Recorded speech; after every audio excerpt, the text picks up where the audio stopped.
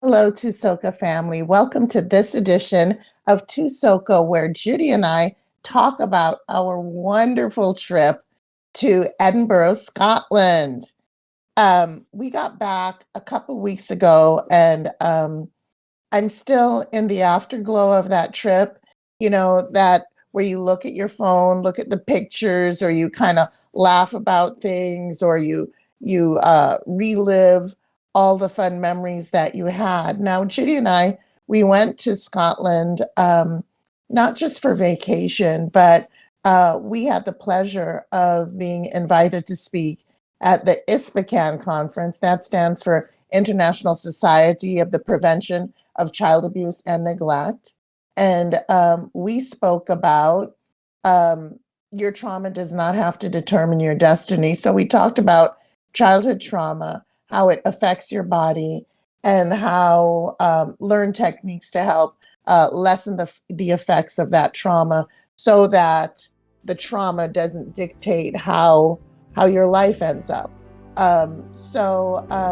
Let's get into it.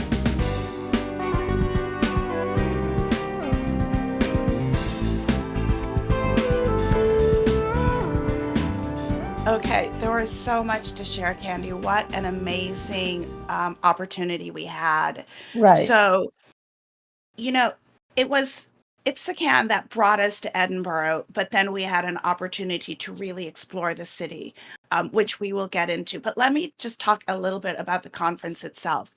Over 700 people Right. representing 70 countries, seven Yeah. zero. Yeah. Um, I felt surrounded by people who are all working towards the same goal. Like-minded people. Yeah. Like-minded people. And oftentimes you go about your daily work in your own little bubble, right? You know what you're doing. But Right. to know that there were so many people committed to the prevention of child abuse and neglect around the globe Right. was so uplifting, so inspiring, and just, I have goosebumps right now thinking about it, just how powerful that was for us as attendees and then Mhm. also as presenters.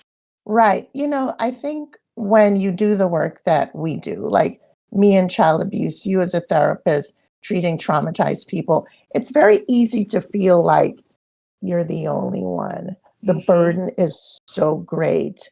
And you might have you and your colleagues, but when you go to a conference like ISPACAN, you recognize that people in Singapore, United Arab Emirates, Kenya, Jamaica, Sweden, they're all working to prevent child abuse and neglect.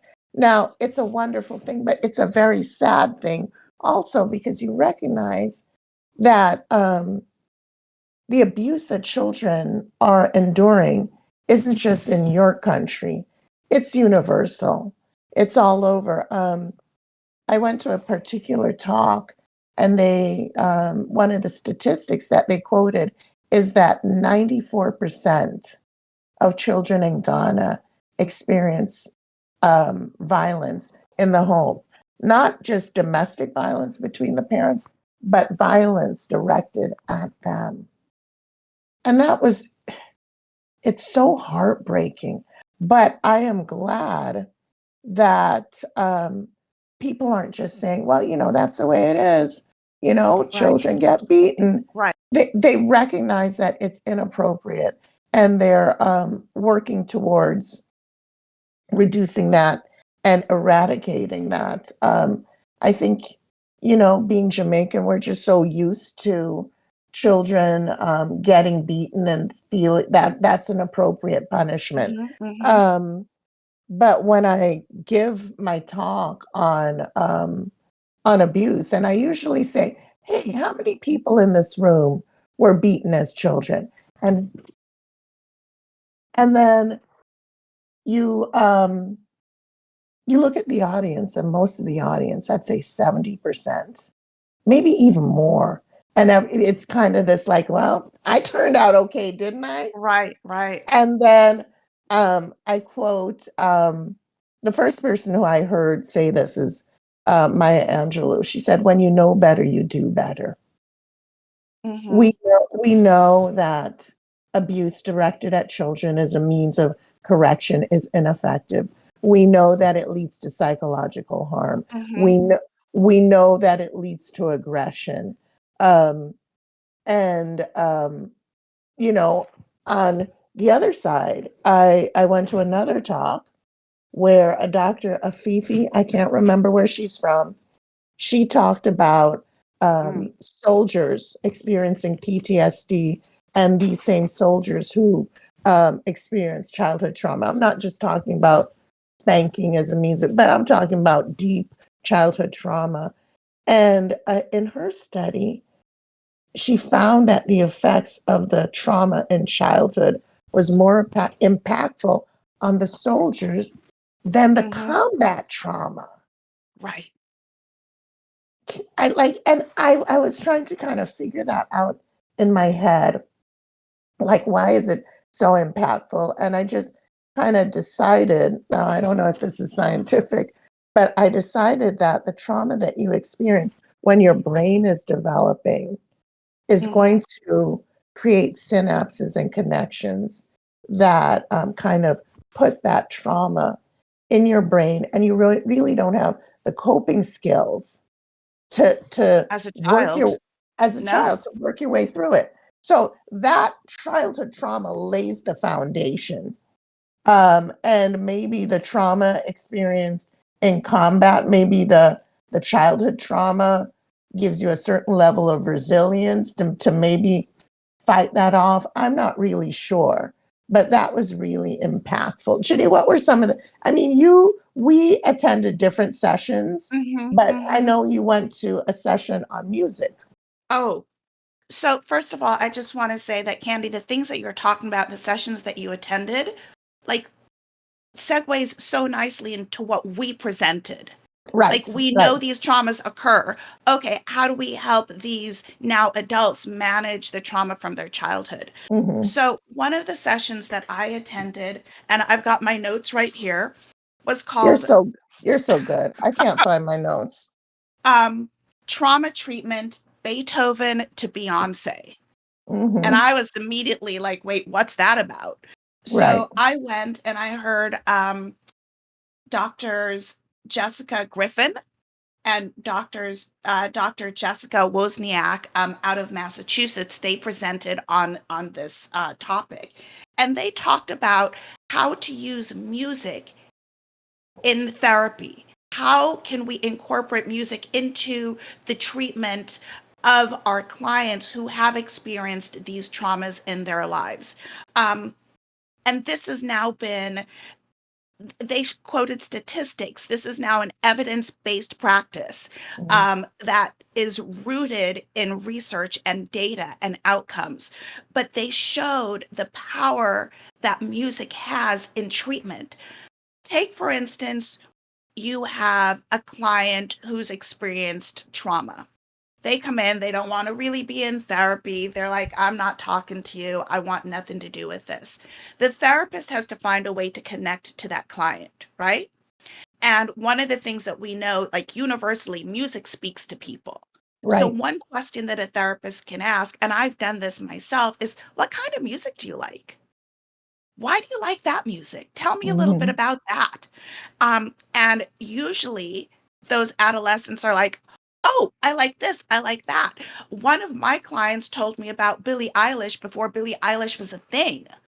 Hmm. So going back to their work, so they're trying to build rapport with their clients. And one of these doctors said, what's your favorite band? And the client responded, um, Korn. Or And Korn, corn. Oh, Korn. okay. Yeah. Okay. All right. Um, and then the therapist said, you know what? Bring me a song from Korn. Let's listen to that. So the kid, not really recognizing how the therapist kind of getting in to build that rapport, brings the Hmm. song, shares the song, and it was a very deep, angry song um, called "Freak on a Leash." Oh, sweet Jesus. And you heard the lyrics, And Mhm. they actually played the lyrics for us during the session. And after they listened to the song, the therapist said, "So when was the first time you felt like a freak on a leash?"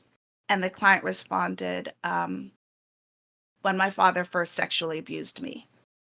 Oh my God, that breaks my heart. Yeah. But music opened the Right. door. Right. I mean, it's perfect. And Perfect. it was really, really, I could have listened to them the entire day. They Mhm. talked about the power of drum circles, and what that does for their clients. They talked about using a sound bowl, how sound can be utilized in treatment or in mindfulness and meditation.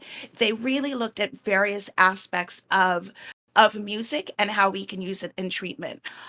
I was super excited about this, and the first day back to my job, I spoke to our CEO. I spoke to our regional director for mental health. I spoke to our regional director for substance use disorders. And I said, we need to do more of this. And Mhm. I had since reached out to the doctors and requested a copy of their presentation, which they sent. And I have now offered my agency to to provide a presentation to our clinicians, our direct services staff, to just reemphasize how they can use this tool that we all have in our back pocket every day to work with our clients. I think back to I've attended a couple of sound Hmm. and my only complaint about a sound bath is it wasn't taking place in my home, in my bedroom, because I'm so relaxed after. I Right. just want to sleep. So a sound bath is typically you'll have usually it's kind of various percussion instruments, and you're lying and you have somebody kind of walking you through a guided meditation, Hmm.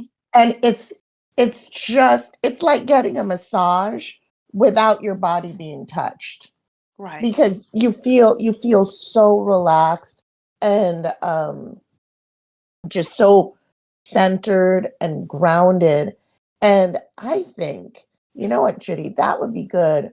A sound bath for your agency for the therapists and their secondary trauma that they Mm-hmm. get, or Hmm. vicarious trauma is the right Right. word. I think that would be good for self care for your staff.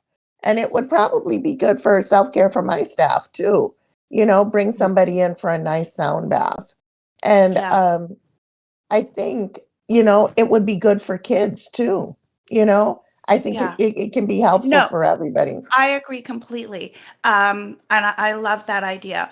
One of the things that they talked about was how we all have playlists in our head of our lives.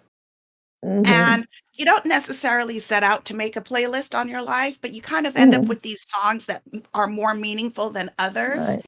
Yeah. And it's so funny because one of my songs on my playlist is Beyonce, To the Left, to the Left. What is that? Irresponsible? What is it called? No, irreplaceable. Irreplaceable. Yes. So To the Left, to the Left.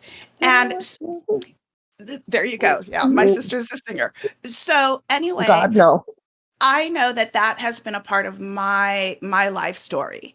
And they talked about it, that song in particular, when talking with clients who've experienced trauma and how to help the clients compartmentalize the trauma and put it to the left.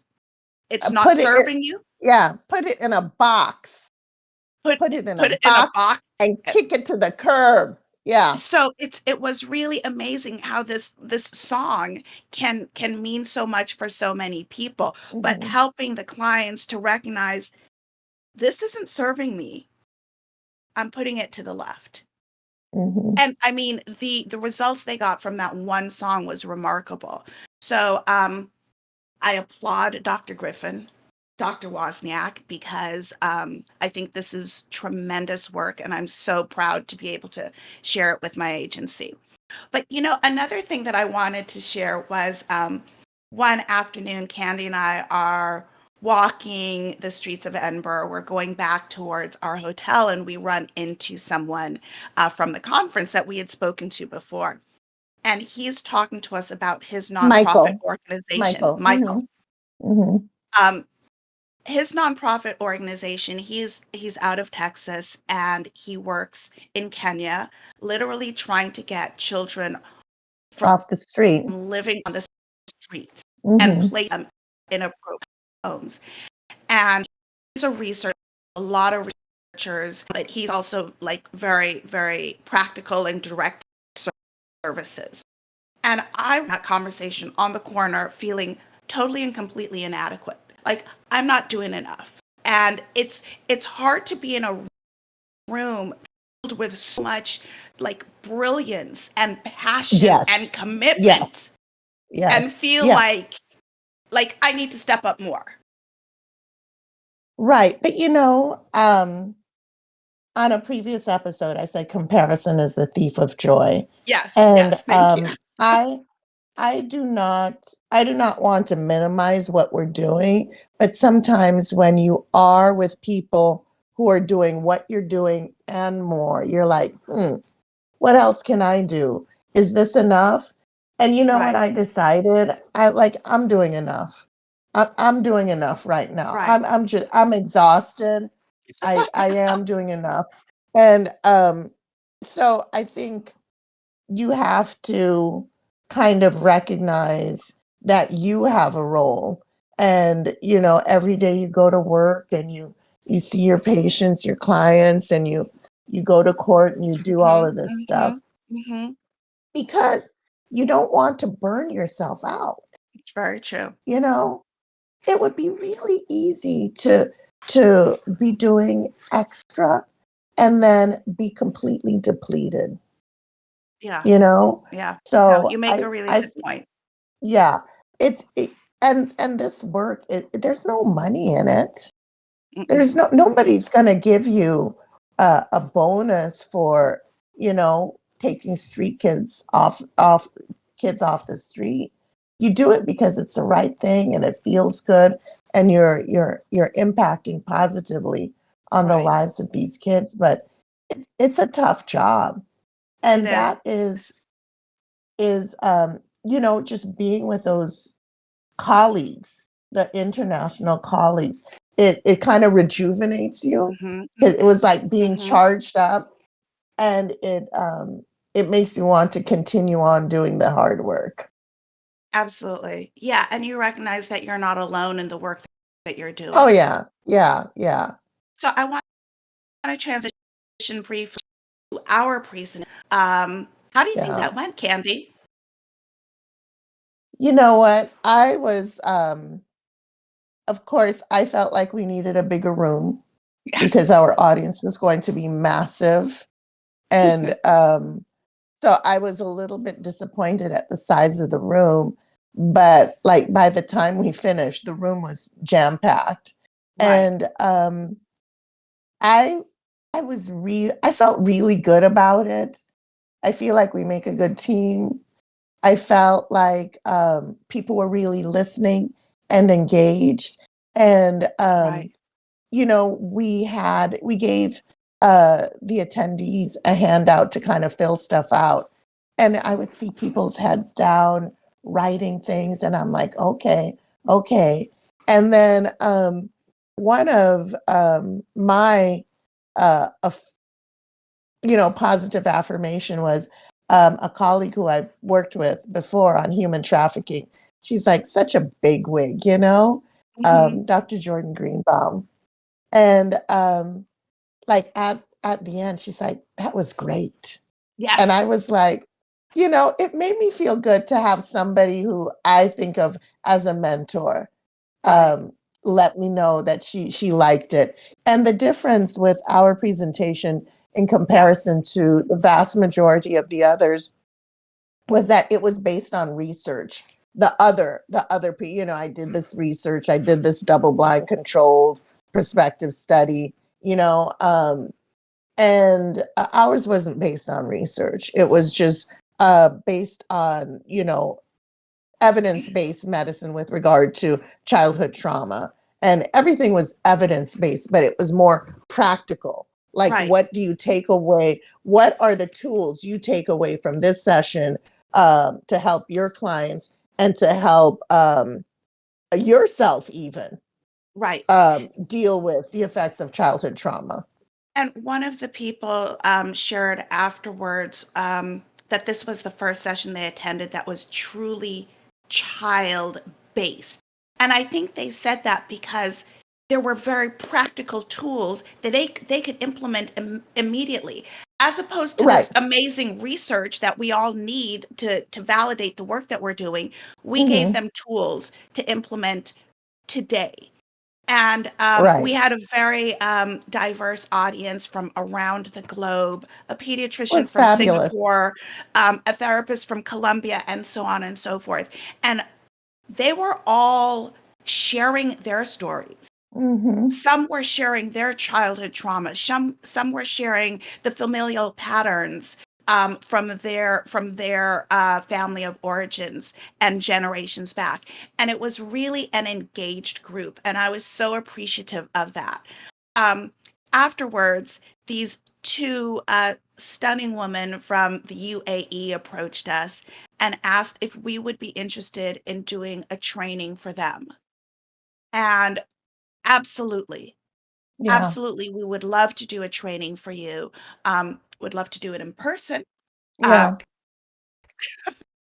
but it's thing is like just them asking that question, they recognize the importance of this information and wanting to share this information with others. And again, we're all doing the same work. We might come at it a little Hmm. bit differently, but it's also valuable as we work to, mitigate these challenges for our kids around the globe. Yeah. Yeah. Yeah, that part was great. It really was. Yeah. So, I'm still checking my email, waiting for Yes. them to write to us. Yeah, for Um, sure. but that brings us to another point. Our cousin Randy joined us in Yeah, he Scotland. did. Now, Randy is, what is Randy, like 6, 7 years older than I am? Or maybe Mhm. yeah, I don't know. He just always seemed like a big boy when I was, younger. And when we were done, Randy said, "You guys need to take this on the road." Yeah, he did. But Yeah. and I know, of course, there is the bias of being a relative and loving the presenters, but he was like, "Man, that was really good." So we are He was hearing for taking notes. He right. was taking notes. Yeah. So we're hearing from other relatives, cousins, aunts, telling us how great it was through Randy's eyes. So that Yeah. was really, really wonderful. So that he could see what we do. Randy's Right. recently retired, so he has Mhm. all the time in the world. And he said, "Hey, if you guys do another one of these, just let me know so I can come." Right. So And he wants to let's join. He's going to be our roadie. yes. So Randy lives in Germany. He Hmm. retired with his wife and son, and they're in Germany. So it wasn't too far for him to travel. But I'll Right. also say that when we learned that we were accepted, invited to speak, we did a full blast to the family. We're going Right. to be in Scotland. And Randy was one of the first people that said, I'll be there. And he Right. was. And he was with us for the entirety of our time. Hmm. And we got to Edinburgh before the days prior to the conference, so we had time to be tourists. And then in the evenings after the conference, we would hook up with Randy again and explore the city. So it was a really great combination for me of this very like touristy Hmm. experience and this very like academic and noteworthy and powerful educational opportunity that we had. Perfect combination of business and pleasure. Yeah, yeah. So Hmm. let's talk a little bit about the pleasure because I could go on for days and days about Edinburgh. My husband says, "You are totally infatuated." And I'm Yeah. like, "I am. I am." It it does feel like I have caught feelings for Scotland. Yes. Um, I think about Scotland all the time, look at the pictures, wondering when I can go back. And Mhm.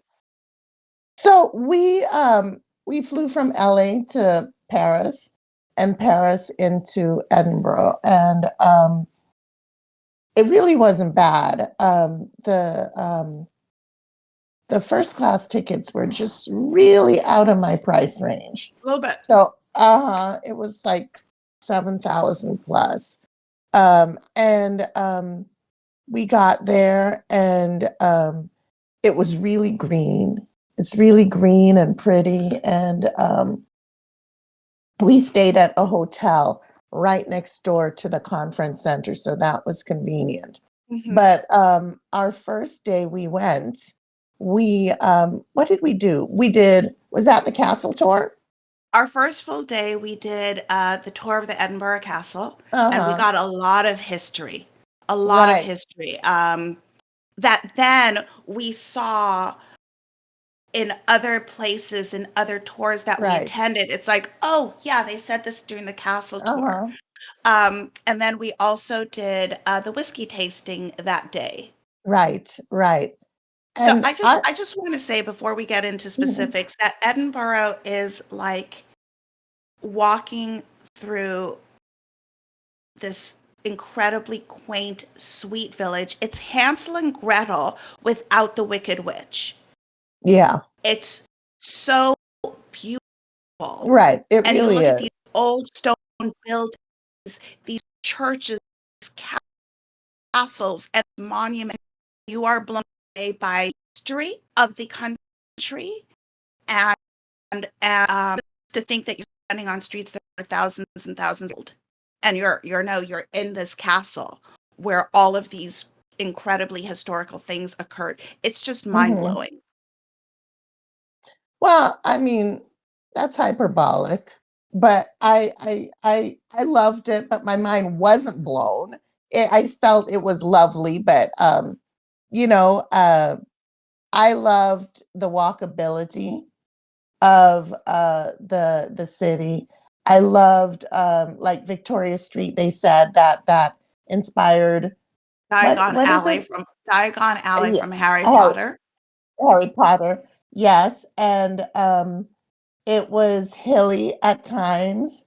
And one time we were walking, me, Judy, and Randy.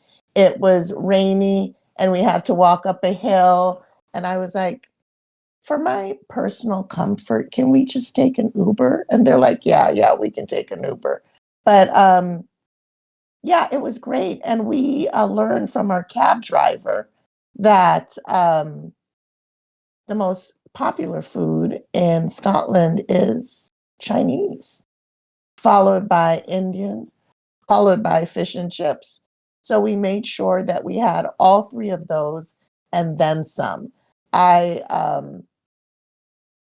I liked the ethnic food that we had. Um, I would say probably 90% of our meals there were really wonderful. What Hmm. was your favorite meal, Judy? What'd you like? Okay. The fish and chips from Birdie's on Victoria Street Hmm. was like our first real meal, and that was really fantastic. Oh my gosh, there were so many. The Japanese food, the The bento place Japanese, was the great. the, the ramen, the Italian restaurant. We had a French breakfast candy. I can't choose a favorite. There were so many good things. So many. Yeah, we ate at this place close to the palace. I think it was called Saint Gilles, Mm. where it's a cafe and it's a bar. So you can have a fabulous like cappuccino and croissant or whatever, and then at night come back in and have some liquor. And it was just like this cool place with these cool vibes. And I was imagining, like a coffee house, spoken word and acoustic guitar. And, I don't Hmm. know if that really happens, but that is what I was imagining for that place. We went to, oh, one thing I will say, Scottish people will tell you things. Oh, it's really close. It's just like a 7-minute walk. And then a mile and a half later, you're like, where the hell is this place? Right. So Like, what? I do want to touch on a little bit of Grant history. So we Yeah. know that we have Scottish roots on both maternal and paternal sides. And we are approximately 15% Scottish. So when we went, we knew that we were going to be looking for the Grant tartan. And we came across a shop called the Scotland Shop, Hmm. and they literally had a beautiful map on the wall that showed where the Grant clan from the Highlands were located. Right. And we were located very close to Loch Ness, which, Yep. Ness. Yeah. So, which we also visited Hmm. while we were there. But it was so wonderful to learn about the history of the Grant clan. And I actually have my Grant book right here next to me. Right. And so you could learn a lot about your clan's history in this book. And we got Grant tartan scarves. We were looking at kilts. We were really feeling our Scottish. Scottish roots. And Hmm. just kind of just immersing ourselves in that. So I really loved that piece of the trip for us. Right. And the Highland tour. Now we did most of our tours through Viator. We booked in advance. Of course, we could have done it while we were there, but it's just so much easier to have that stuff on the books before you leave. So the day we went to the Highlands, it was like a 12-hour day. We arrived at Hmm. 8 and came home at 7:30. Um, but the Highlands, most Scottish people would say, "What? Like it's not a big deal." I think a cab driver said they're ripping us off by charging us to go to the Highlands. I can't remember. I don't care because it was just beautiful. It was, and we had many stops for bathroom breaks. But then we saw that Scotland is known for these cows with long hair. They call them hairy coos, Harry and Coo. We and met Hamish. yeah, so we met some hairy coos. We went to pubs. We saw Loch Ness. We didn't see Nessie. We what did we do? It was We just had like, whiskey ice cream. yeah, whiskey ice cream. It was just like bucolic. I mean, all of those SAT words: bucolic, verdant. It was serene. It was fresh. It was it just felt it was just so beautiful. Like, for people who hike, if that's your thing, it would be great to hike. Hmm. Um, Hmm. We saw but hikers. you're right. That's my nightmare, is like hiking and then camping out, and that's never gonna be me. I'll take a nice walk, but nothing on my back. But it was really beautiful, and yeah, I don't know. I really I want to go back. I Yeah, want to go back, there's and so much more to see. I want to experience it in the summertime. And I envision myself renting a cottage by the beach and Hmm. just kind of like having day trips, you know. Hmm. Oh, we can't talk about Scotland without mentioning the kilts, the men in kilts. Oh my God, the men in kilts. It Okay, I think was, America has done itself a disservice by not wanting or not normalizing men in skirts well, because it, it was a whole different level of sexy. It hmm. really was. It really was. You're like, damn, okay, I And see you. we learned the history of the kilt. We learned like when young men become of an age when they get their full Yeah. regalia. We learned about the dagger that traditionally is kept in the sock because at some point swords were not allowed inside the pubs.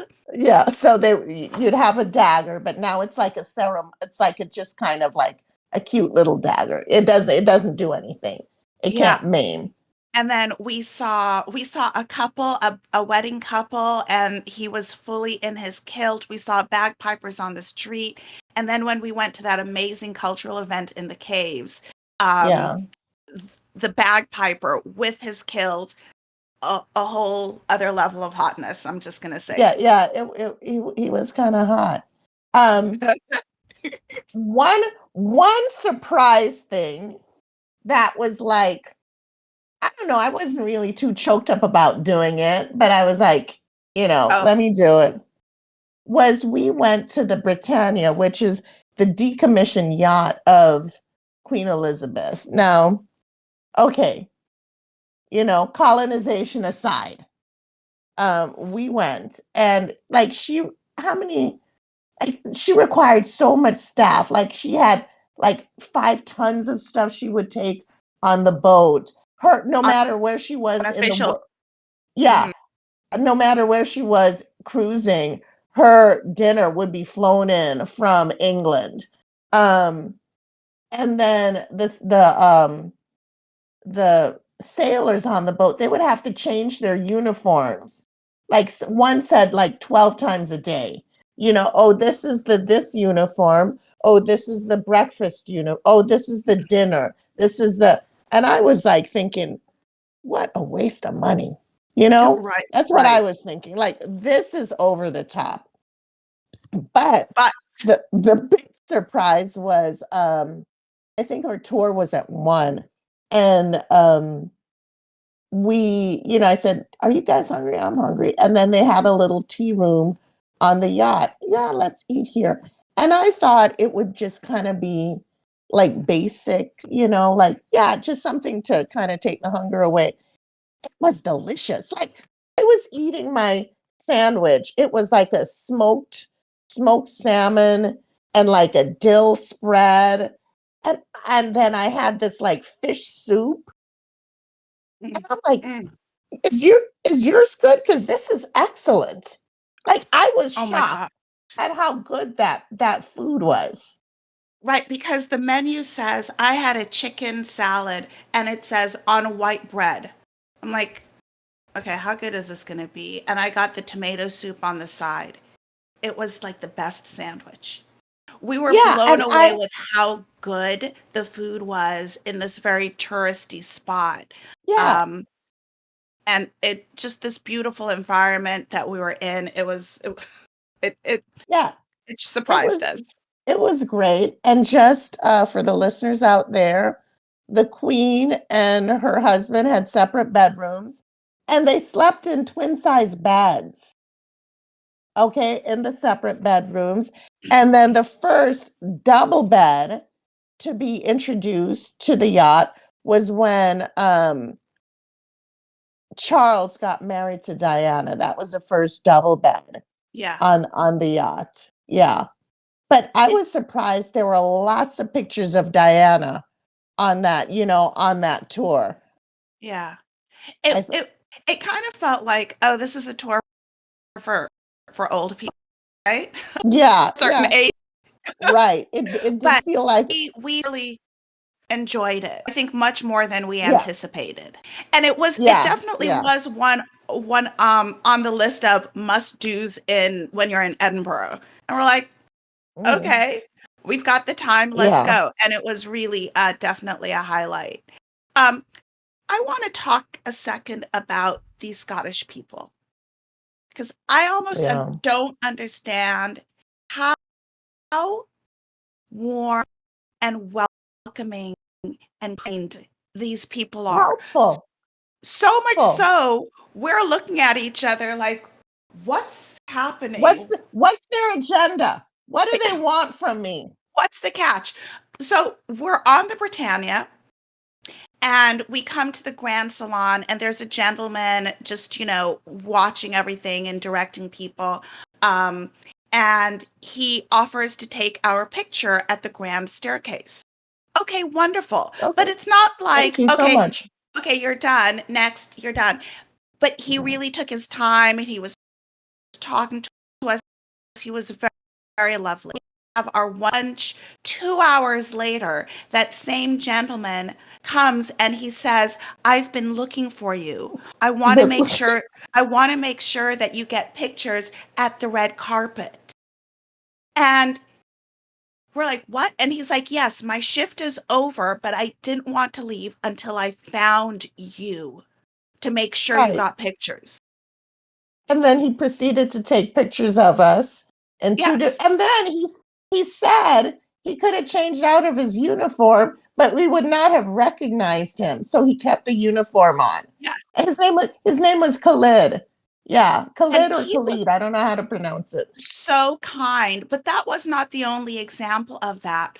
We stumbled upon a rugby match, which I'd never seen before in person, and it was paid entrance. And I said, we weren't going for the game, but I said, would you mind if I just took a peek? They let me in. This lovely woman was showing me around, was talking to me about the game, was talking to me about needed to go. Every like the wait staff were just Right. kind and welcoming. Like the people in the hotel always greeted you with a smile. The lovely woman at breakfast that was always say, "Go ahead and get an extra croissant. It's okay." It's Mm. so warm, so Yeah. warm. Yeah. Judy, we didn't talk about Stockbridge. Oh, Stockbridge is a cute little area in Edinburgh where it's kind of like a yuppie area, people with young kids, but like that's funky where shops and did our restaurants. cheese. We did our Yeah, cheese crawl through Stockbridge. yeah, and it's just a cool area, and everybody there has a dog, and in Stockbridge, and then all the places say dog friendly dog, and you see dog bowls with water outside, and like a little post to put your leash if you want. But guess what? Everybody cleans up at your off after themselves with the dog. Mm-hmm, mm-hmm, There's none like I mean Paris, mm-hmm. Spain, Madrid. Let's not talk about the excrement of these canines on the street. It's disgusting. I mean, everybody cleans up, and it's a super clean city, Very super clean clean. city. Very clean. Um, so I interrupted you for a second because I mentioned the cheese crawl. Yeah, Now, before we went, Candy's like, "Let's do the cheese crawl." I'm like, "What? Why? I What are we? know, I Why, know. why are we going to go and eat cheese?" It was one of the best things that we did. It was so much fun. It We went. was. We walked through Stockbridge. We went to about four different cheese shops and drank wine and ate cheese. We ended and we're just drinking and eating these cheeses we've never heard of before in our lives, but we're eating Right. them, and it's just such a great experience. Something like kind of odd to do, like cheap, but it was so much fun. And I think that was kind of a carryover from like my Cuba mentality. I'm in Scotland, so I'm gonna drink whiskey. I'm in Scotland, so I'm gonna go to a pub. I'm in Scotland, so I'm gonna eat these cheeses. Um our guide, his name was Xander, he kept on talking about used cheese. And I was like, or It was use milk, use milk. And I was like, Xander, what is used milk? And he said Ewe EWE, apostrophe S. It's used milk. So as in a female meaning from sheep. a sheep. Yeah, from yeah. So I thought that was funny. But you know what? People talk about like the Scottish accent. I didn't really find it difficult to No, understand. no, Um, I enjoyed I it. but like you couldn't you kind of had to change how you were listening. Like instead of being a passive listener, being a more active listener to kind of make your brain key in on what you were listening to. But yeah, it was I found the people easy to understand. We didn't talk about the whiskey. We went Yeah, to we a went to whiskey Holyrood tasting, Distillery. and yeah, we learned that whiskey is made from barley. And actually, when they get the barley, they wet it so the seed can germinate for a while. And then they let it ferment, with yeast and a bunch of stuff but we tasted like 4 or 5 different whiskeys. Now I'm not like a whiskey drinker. That No. stuff tastes like stuff to clean a drain to me. But we tasted various whiskeys, and like I think the last one was the finest, the one that didn't burn my Right. chest going down. And we had a whiskey that was, they call it Caribbean cask, right? It was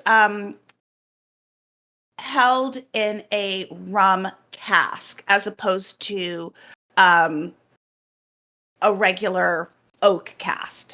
So it was like an oak barrel that Hmm. rum had been in before that gave it kind of a smoother taste. Now, am Yeah. I now a whiskey drinker? No, not by any means, but I'm glad I had the experience, and maybe I'll take a sip of someone's in the future. But I was glad I took advantage of that opportunity. Yeah. Um, okay, as a physician, I would be remiss if I didn't talk about the GCS, which is the Glasgow Coma Scale.